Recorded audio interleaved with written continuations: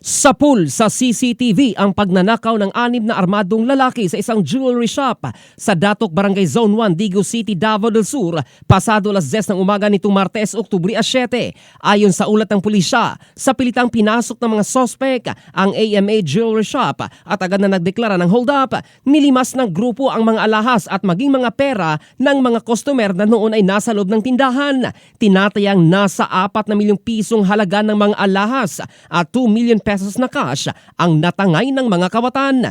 Matapos ang krimen, mabilis na tumakas ang 6 na suspect sakay ng 2 motorsiklo. Sinubukan pang barilin ng pamangkin ng may-ari ang mga magnanakaw, ngunit hindi sila tinamaan. Sinundan din sila ng ilang residente, subalit nakatakas pa rin ang grupo.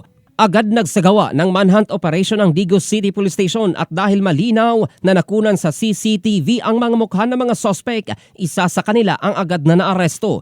Kasalukuyan itong nasa kustodiya ng mga pulis habang patuloy ang operasyon laban sa 5 pang kasabwat. In the heart of changing lives, ito si Jofel Candado ng Brigada News Philippines, the Music and News Authority.